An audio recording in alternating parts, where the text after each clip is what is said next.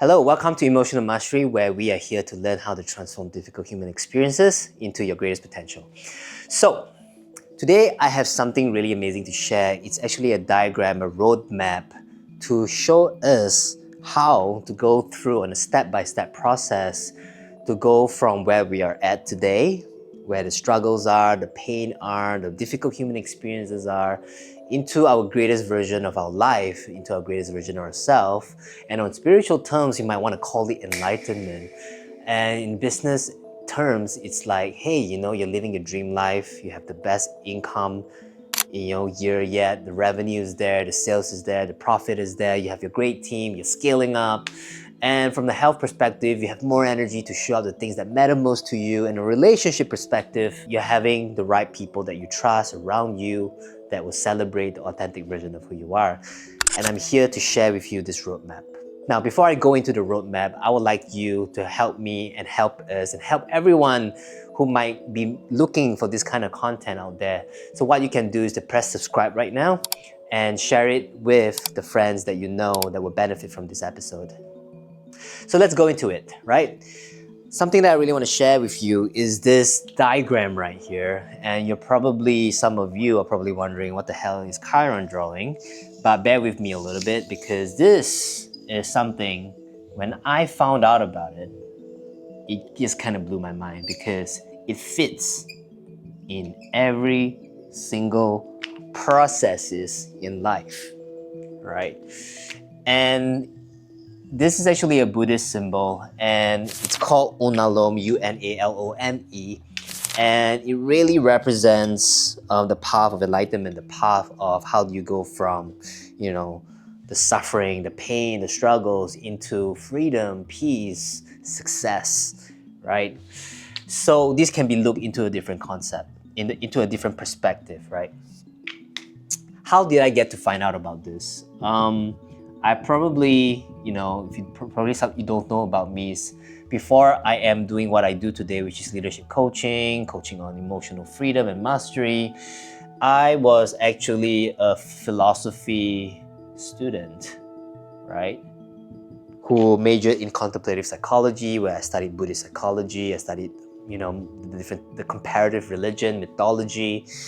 And at that time, I was wondering to myself, wow, why am I doing all this degree? I just don't even know how I can actually integrate this to, society, because it seems really cool and interesting to study.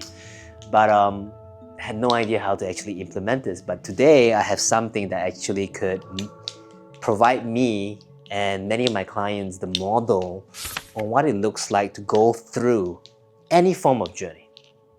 Whether it's a healing journey, whether you're building your business in an entrepreneurial sense, whether you are climbing the corporate ladder, whether you are going from a journey from being a single person to look for the destined one of your soulmate.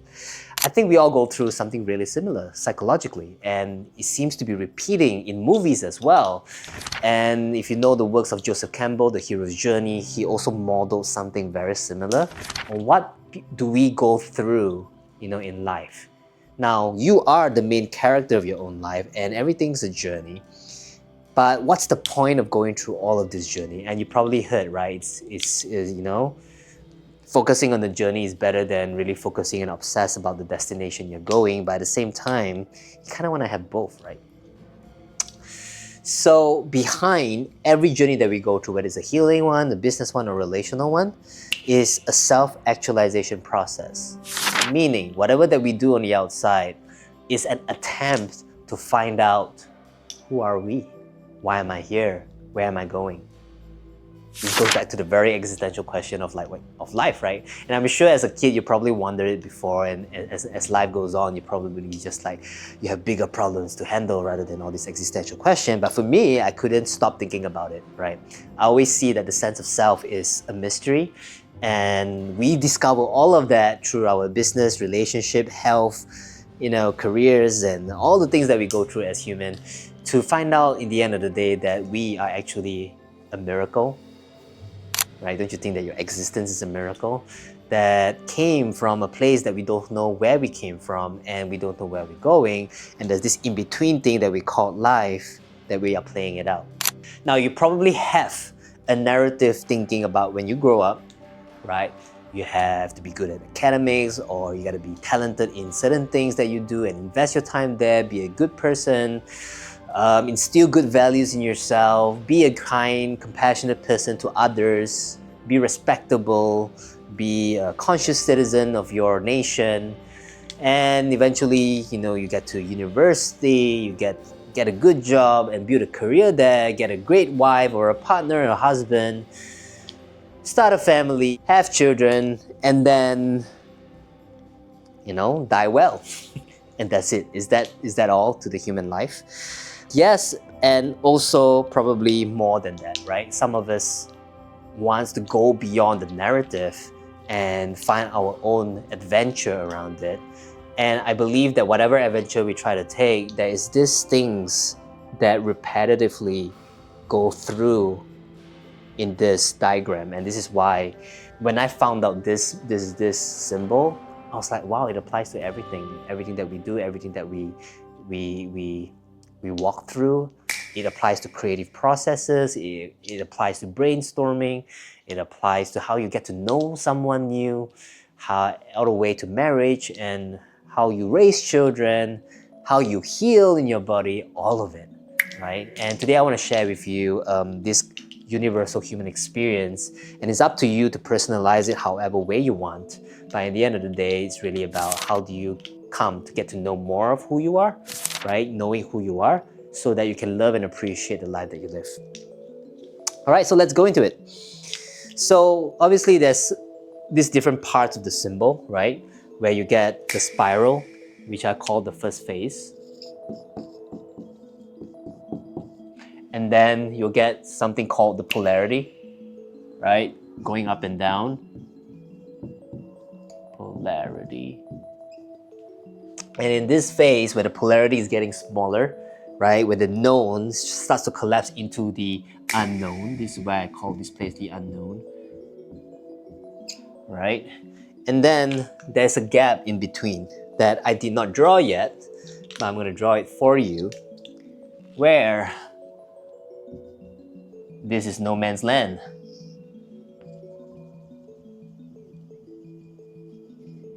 No man's land, meaning that you had no idea what's going to happen if you just continue your journey forward.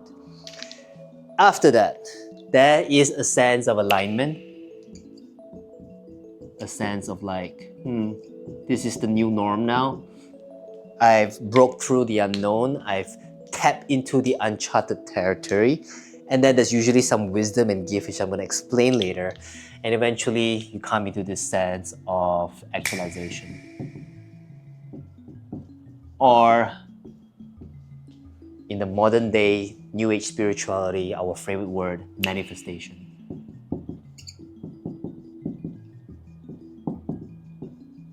Ta-da! Right, which is what we want. That our ideal outcome happens. Now, here's how I define happiness. Happiness is when your ideal expectation matches reality. That's when we are happy, that's when we are satisfied, that's when we're fulfilled, right?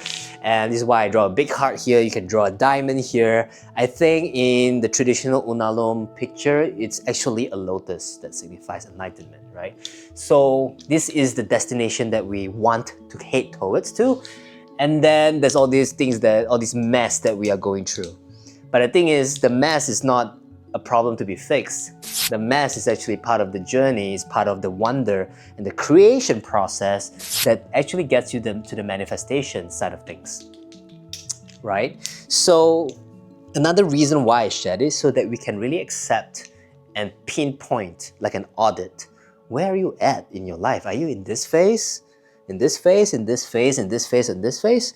But the truth is that we can be in all different phases in different parts of our lives, but generally there's a big macro experience that you might still be in the spiral, right? Yes, there will be some manifestation experiences, some realignment experience, some unknown experience in this phase, or it could be in the polarity. And a different way to look at this diagram is that while you have a big unalom, there might be little unaloms in between, and these are basically, transitory points of your life where you go through something very similar, right? And then there's many mini this every now and then, in this spot, in this spot, in this spot, in this spot, in this spot, and all the way through, right? It could be also be in the spiral spot, anywhere in the journey. So point is, there's many micro unalomes in the macro, right? Micro experiences in the macro experiences. So don't see this as one linear process. It's more that every time you experience a mini unalome like this, right, it's a spiral experience that takes you to a bigger journey that you don't even know what that is, right? Someone asked me the other day, I was like, you know, my God, Chiron, you're so wise. You have so much wisdom. You're only 35, and how is it possible that, are you enlightened? I was like, am I enlightened? Hell no, right? As far as I'm concerned, I'm still in the spiral stage, and I'm still trying to figure out my life and what's really going on with myself and my relationships and my business and everything else, just like you, right? But to their perspective, it's like, wow, you are like kind of here right now, which kind of like understand, because everything is really subjected to where you're at, and by comparison it's very subjective, right? My point here is that this is an infinite journey, right? Sure, there is a closure of a season, just like you have spring, right? Summer, autumn, and winter, but spring, summer, autumn, and winter is still running, and probably has been running for billions and billions of years as far as Earth is concerned. So let me continue to unpack, the different stages that is here, right? And let's not make it too philosophical and conceptual, and I want you to be able to see yourself in it. So I'm going to explain this in a different layer. I'm going to use this brown color, right? New color. By the way, I bought all these pens just for this. Anyhow, when you are in the spiral stage, psychologically, there's a sense that things kind of happen to me, to you. This is what brown looks like. This one looks more like orange, right? This is what things happen to you, right? It's just kind of like in a state of victimhood. When you're spiral, you're confused, things not going your way. It's like, why the hell this happened to me? What do I need to do? Do I need to work harder? And so on and so forth. This is probably where there's some level of shock, right? A spiral hits you. And then obviously when you are in a state of shock, you don't want to stay where you are. You will feel like you want to do something about it, and this is where you start to try to do things, and where the arrow starts kicking in, and you start moving around trying to figure things out. And at a certain point, right, you're done being a victim, right? It hurts, it sucks. The first instinctual thing that we do is to like, I'm going to do something about it, which propels us from stage 1 to stage 2, where it goes like, now life has to be happening by me, right? This is where you're hyper-focused, hyper-individualistic, so focused on yourself, where all your actions and outcomes are based on your self-worth, like who you think you are. And here is where you put a lot of effort. Now the thing is, as much as I wish there's a manual in life to go like, this is how you should live your life, right? There isn't. And if it is, if it does, that's not your authentic path, and you eventually come back to a spiral. So what happens here is that you start doing this thing called trial and error, right? You try things over here, right? And then it hits a certain polarity of like, oh my God, never going back to that thing. And then you swing to the other polarity, and then you try things, and then you hit this point and you go like, oh shit, this is the exact opposite of the things that I did before.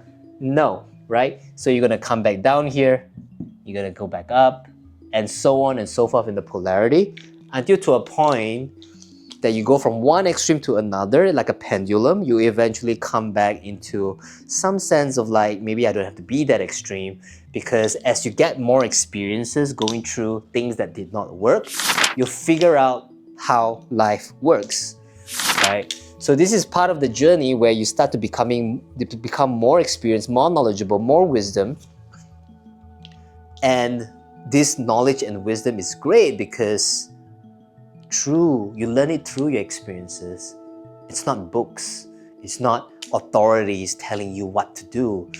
It's in the mistakes and in the doing that you find deeper clarity of who you are. And if you continue that journey, you develop something called self-trust, right?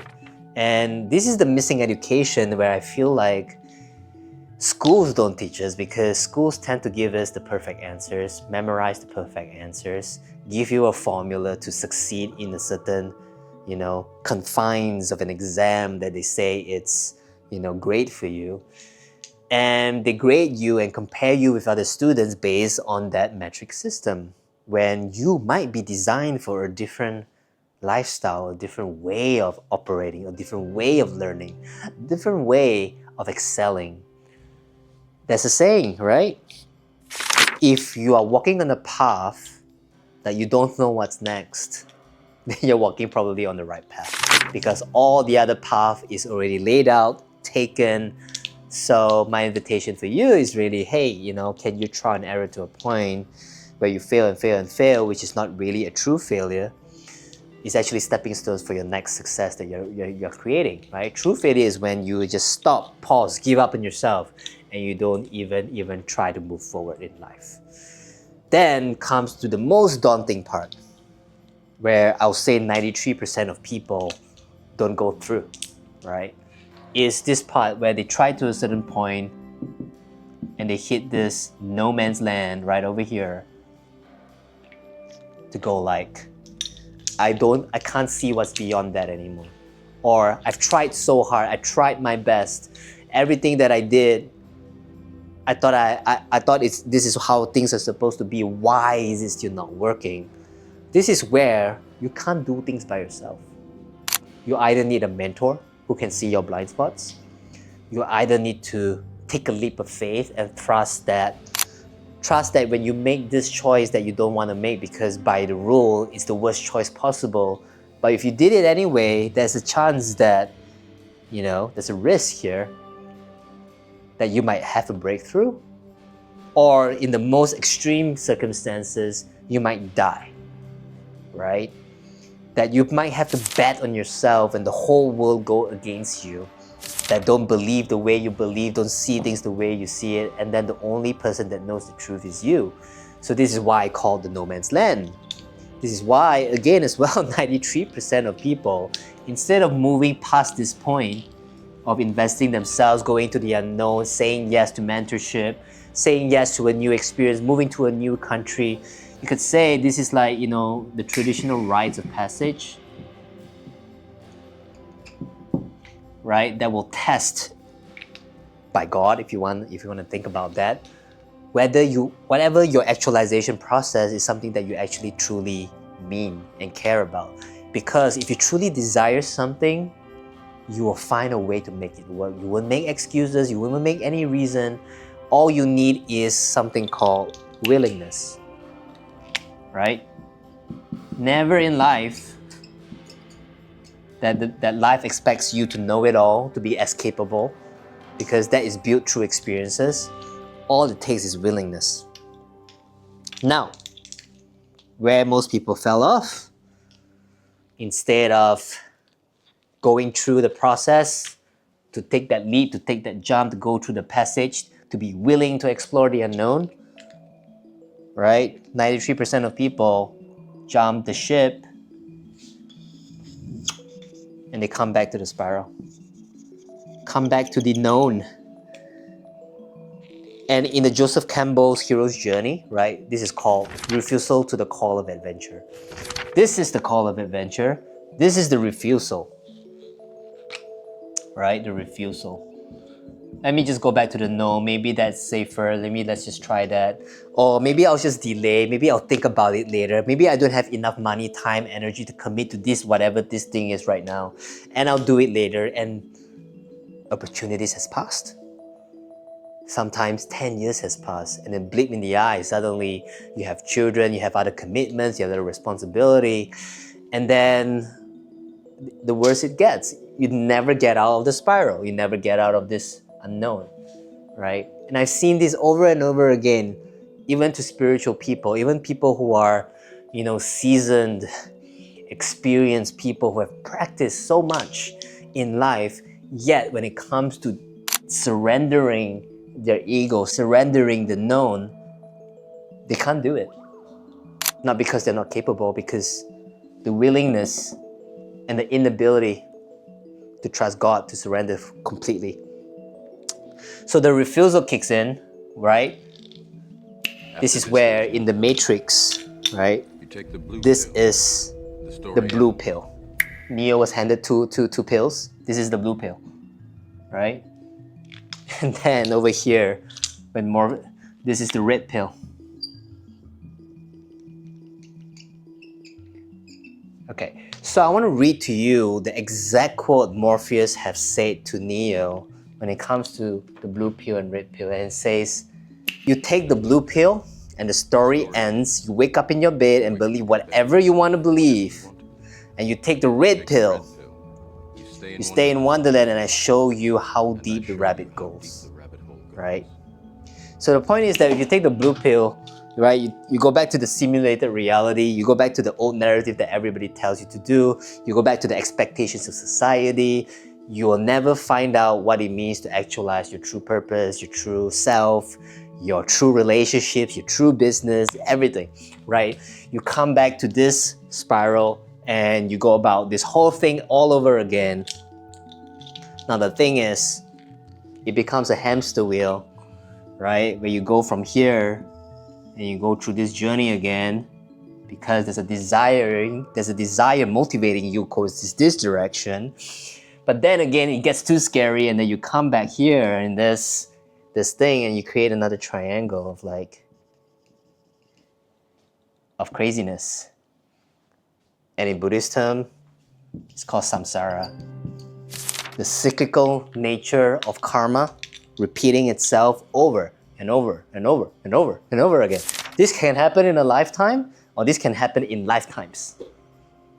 So sometimes, right, soul comes into this life with real big shock, right, to really deep pain. Sometimes they're called the cursed child, the cursed person. Like me, I was called cursed before. I was cursed, people told me I was cursed before. But in reality, it's actually a grace from God. Because I found, right, the 7% of people that takes the red pill are the people who experience tremendous pain, to remind them that whatever this green thing is, this samsara is not worth living, right? They have broken through out of that matrix. Means what? Your pain, your struggle, your suffering, no matter how deep it is, it's not here to victimize you. It's here to wake you up to your greatest potential. Which goes back to this. If you are the 7%, you'll realize at this point, all the unknown, all the desperation and the struggle and the craziness is that life is happening for you. Instead of trying to fix things, instead of trying to pursue things, you stop and you listen. And you listen deep to go like, why are things happening to me? How is this happening for me? And this is the exact consciousness experience to really unpack all the different situations in life, that it's not just random coincidences. They're all there to happen to serve a certain purpose, the awakening of your soul that leads you to break through from this point, to propel you towards this direction. And eventually, there's a sense of alignment. But in order for this to happen for you, in order for you to break through, tremendous amount of pressure has to happen, right? This is why it's called transformation, metamorphosis. And if you think about a butterfly that shifted from a caterpillar to a butterfly, right? What does the caterpillar do? It eats himself up to a big size, creates a cocoon. And what happens in the cocoon? It dissolves itself into a goo. Can you imagine that your own physical body is dissolved into a liquid? So that the liquid of the cell could reimagine itself to become a butterfly, to reorganize itself on a genetic level, to come through to the truth of who you are, right? Something called imaginal cells. This is super, super amazing. And this is where a new sense of identity is formed in this stage 4 in alignment, right? A new sense of identity is formed, and then you realize that, oh my God, life is happening not just for me, life is happening with me. This is a part of us where we realize that, hey, you know what? There is greater intelligence in life that I can trust and surrender into, and I can do this co-creation process with life and work together rather than over in this phase to go solo, right? Everything is done by me. This is where you're in harmony with nature, you understand who you are, you have a deep internal connection to your emotions, what's going on inside you, and you see a mirror reflection to what's going on outside of you, right? As a business perspective, you see that your revenue is a reflection of your self-worth, right? Your trust and harmony within your employees and your team is the trust that you have with yourself, and you're able to lead from a place of, where love and vulnerability and authenticity is embraced, and yet still are able to steadily move towards the direction that you're going for.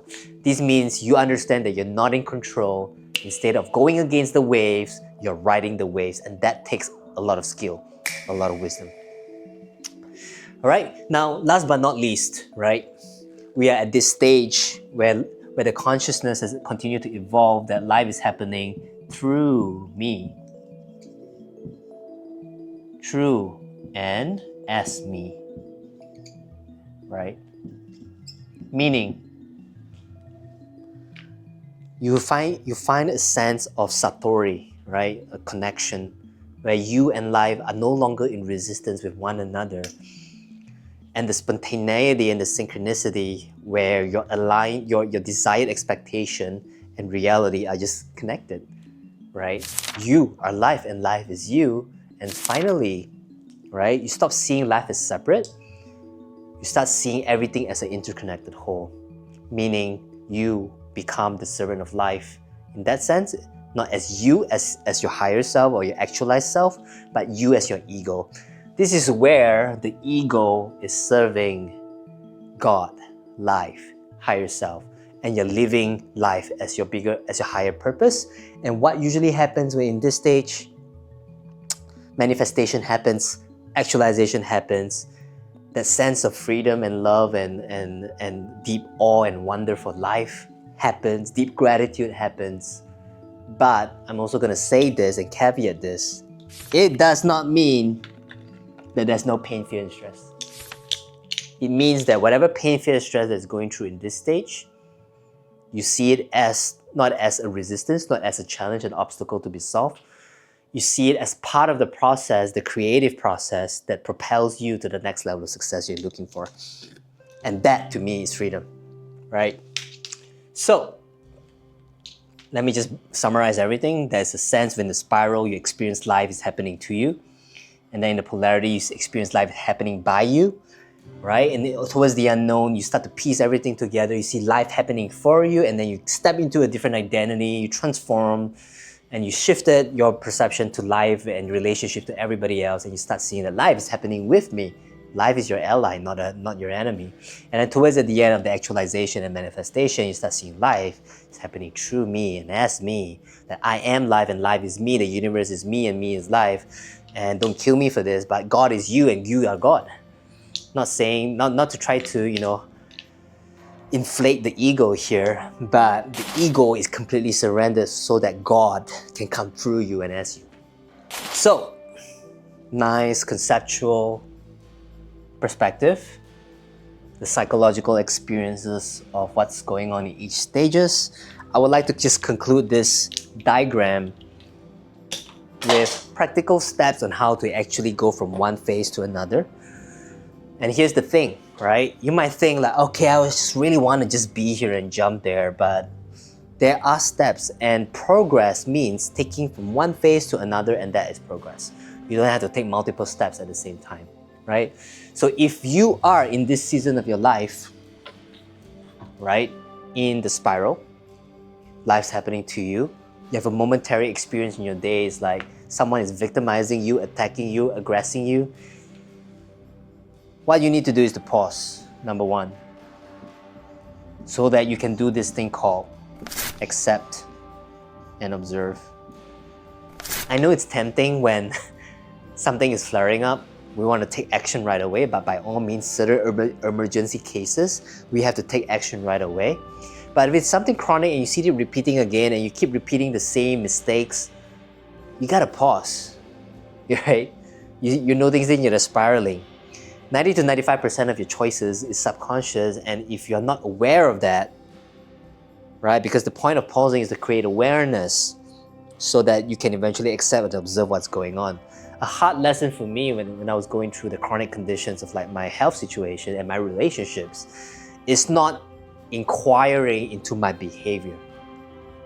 So what needs to happen here is a self-inquiry process of knowing yourself. And you better do it from a place of compassion and curiosity if this is where you're at. Because chances are the blind spots are running your life.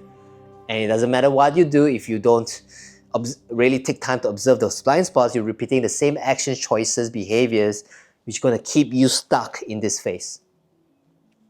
All right? Number 2 over here, right? Accept and observe will get you from the spiral to the polarity, but then now you're ripe for action taking. But before you go into the action taking, what you really need to do is to go like, okay, what am I intending, right?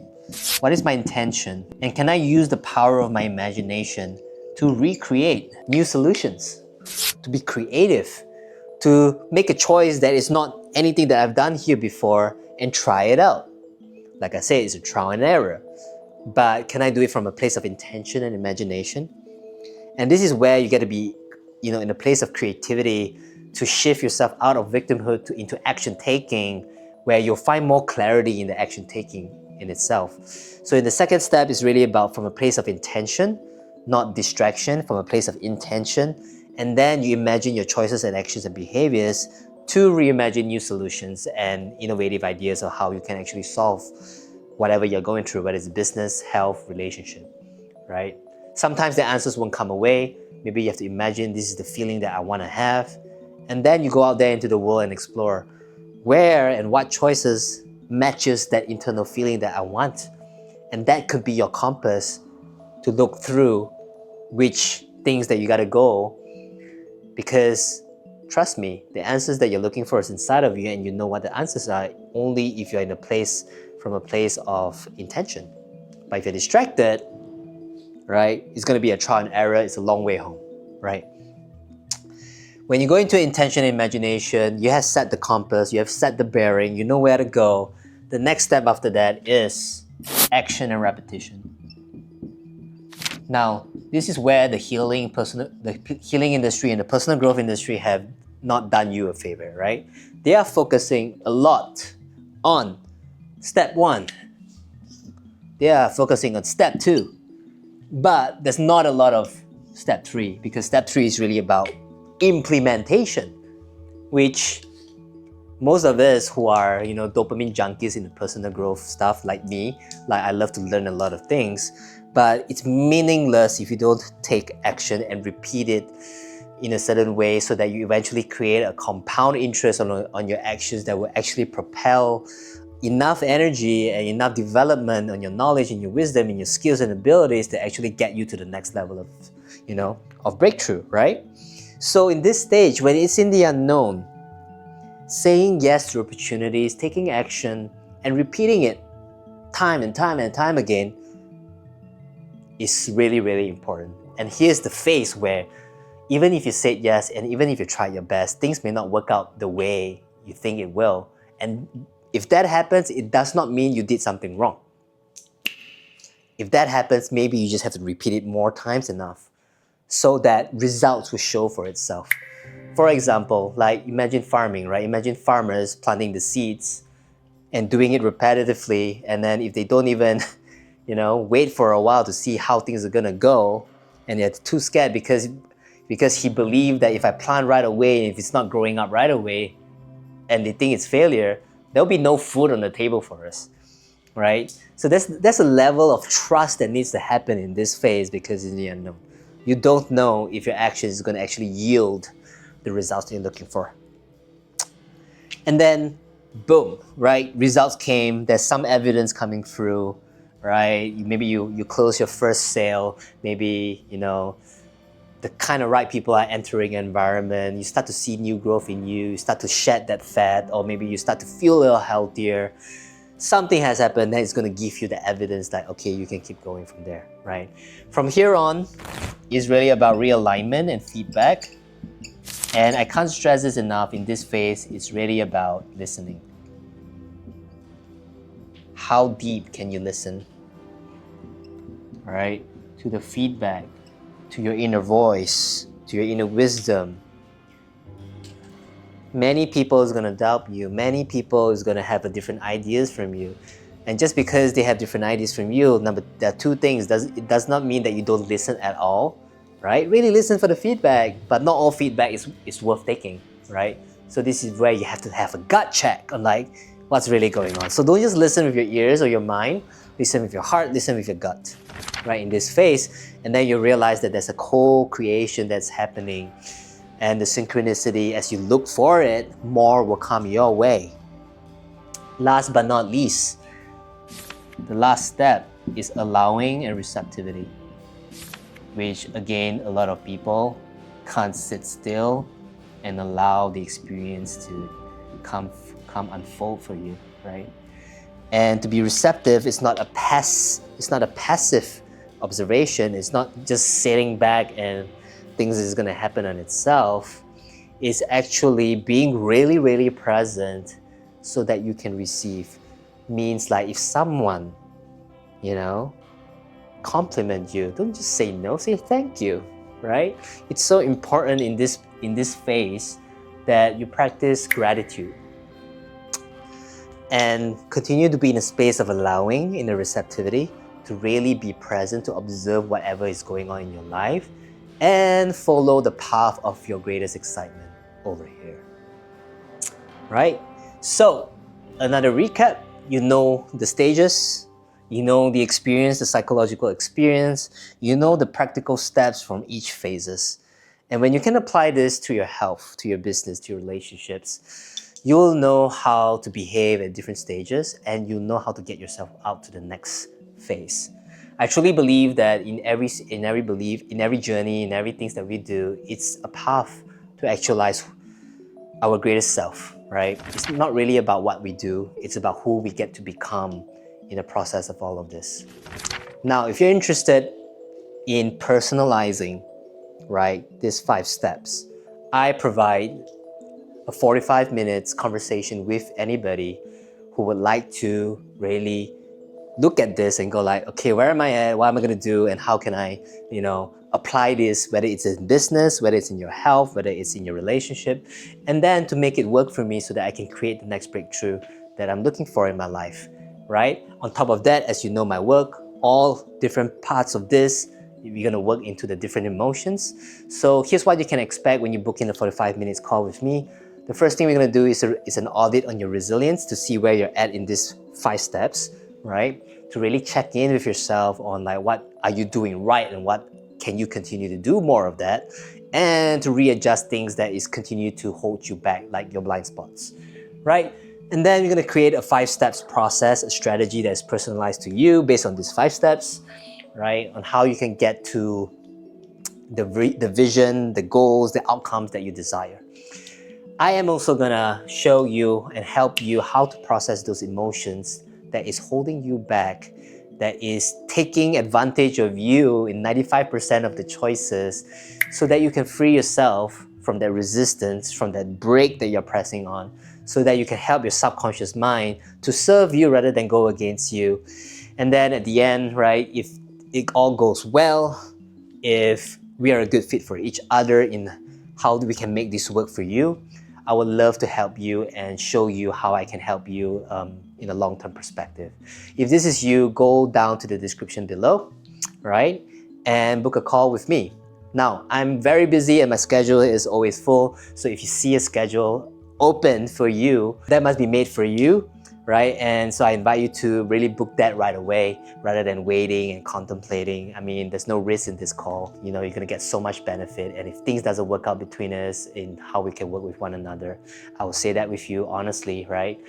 Then, you know, at least you will walk away with a good strategy, with a good understanding of where you're at, and create the transformation that you're looking for. Right, if that's you, go ahead and do that. I'll see you guys in the next episode.